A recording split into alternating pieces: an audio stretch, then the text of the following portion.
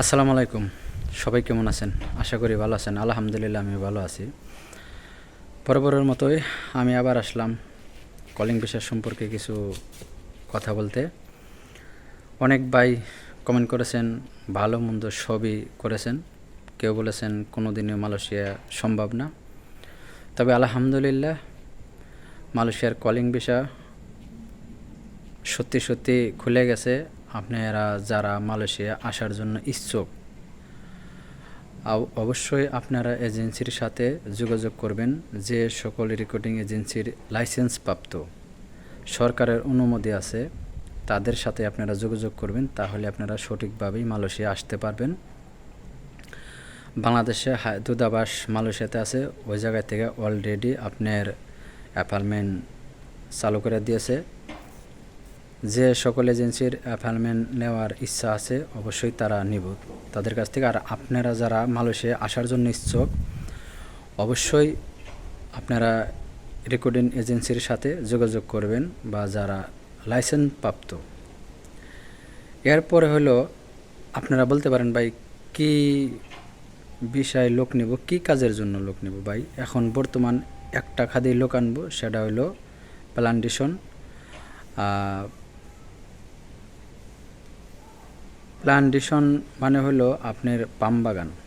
আপনার পাম বাগানের কাজে যারা আসা ইচ্ছুক বা করতে ইচ্ছুক তারাই শুধু মালয়েশিয়া আসার জন্য যোগাযোগ করবেন বা টাকা পয়সা জমা দিবেন বা লেনদেন করবেন। আর এরপরে হলো আপনারা বলতে পারেন, অনেক ভাই লিখেছে আগে ভাই মেডিকেল কবে হবে, মেডিকেল কবে থেকে আরম্ভ হইব। যাই হোক, আপনার মেডিকেলও সব কিছু অ্যাপয়েন্টমেন্ট এগুলা সব কিছু কাগজপাতি ওকে হয়ে গেলেই তারপরে আপনাদের মেডিকেল চালু হবে। হয়তো বেশিরভাগ সম্ভবত সামনের মাস থেকে মেডিকেল চালু হয়ে যাব। অক্টোবরের মাঝামাঝি বা এক সপ্তাহ চলে গেলেই বা 8-10 তারিখের ভিতরে আপনার মেডিকেল শুরু হয়ে যাব, বা এই 2024 সালের ভিতরে লোক অলরেডি আসতে পারবো বা ফ্ল্যাট চালু হইব ইনশাল্লাহ, আশা করা যায় আর কি।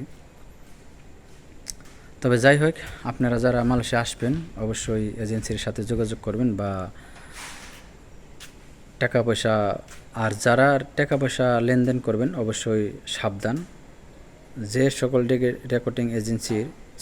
রেকর্ডিং এজেন্সির লাইসেন্স প্রাপ্ত তাদের সাথে আপনারা যোগাযোগ করেন। সব কিছু খোঁজখবর নিয়েই আপনারা টাকা পয়সা লেনদেন করবেন বা পাসপোর্ট জমা দেবেন। তাহলে আপনি সত্যি সত্যি মালয়েশিয়া আসতে পারবেন। 2022-এর মতো আপনার ভোগান্তির শিকার হইতে হবে না। যাই হোক, আর কথা বাড়াবো না।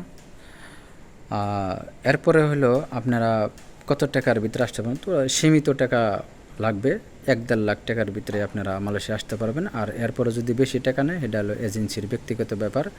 আর অবশ্যই আপনারা সিন্ডিকেট থেকে দূরে থাকবেন বা প্রতারকদের হাত থেকে দূরে থাকবেন।